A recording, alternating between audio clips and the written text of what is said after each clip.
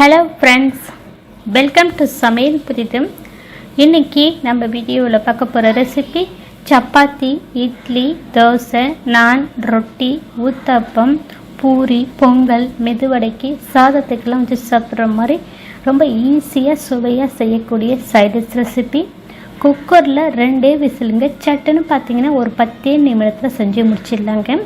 இந்த சைடிஷ் வீடியோவை பார்த்துட்டு இதே முறையில் இதே அளவோட செஞ்சு பார்த்துட்டு எப்படி வந்துச்சுன்னு உங்களுடைய கருத்துக்களை ஷேர் பண்ணுங்க.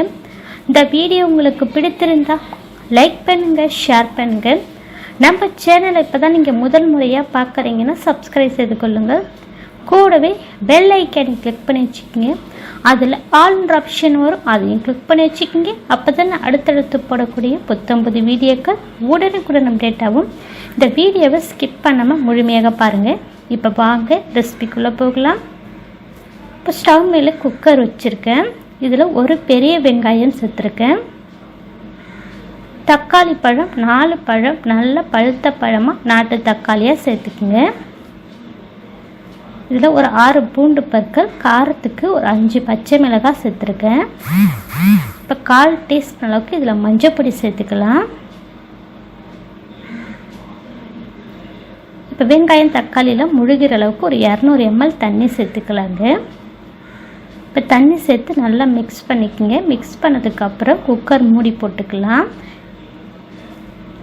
இப்போ குக்கர் மூடி போட்டு ஸ்டவ் ஆன் பண்ணி மீடியம் ஃப்ளேமில் 2 விசில் விட்டுடலாங்க. 2 விசில் விசில் கட் ஃபுல்லாக அடங்கினதுக்கப்புறம் மூடியை ஓப்பன் பண்ணி இப்போ வெங்காயம் தக்காளியை நல்லா பருப்பு சட்டியில் தண்ணியை வடிச்சிட்டு கடைஞ்சி எடுத்துக்கலாங்க. இப்போ நல்லா கடைஞ்சி எடுத்தாச்சு வெங்காயம் தக்காளி. இதோட ஒரு 2 டம்ளர் அளவுக்கு தண்ணி சேர்க்குறேன்.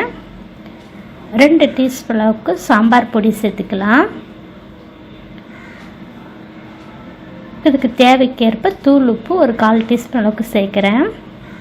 இப்போ இதை மிக்ஸ் பண்ணிக்கலாங்க. மிக்ஸ் பண்ணி ஒரு 2 நிமிஷம் போல் கொச்சி வரட்டும்.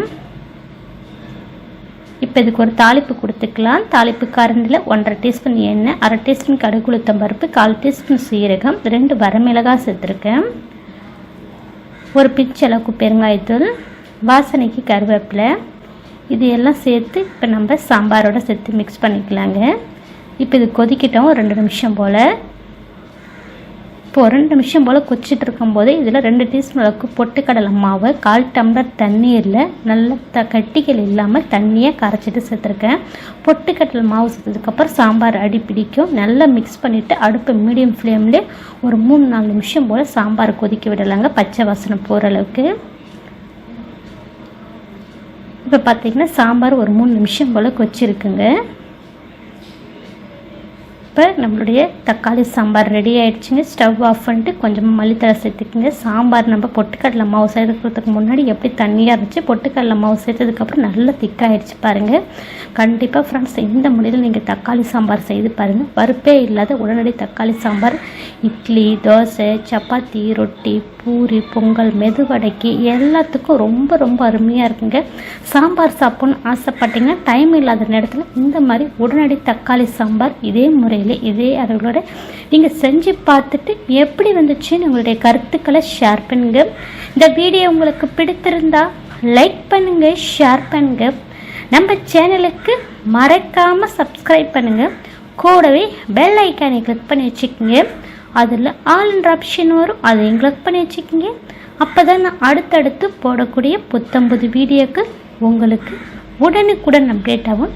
இந்த வீடியோவை ஸ்கிப் பண்ணாமல் முழுமையாக பார்த்ததுக்கு நன்றி. வணக்கம்.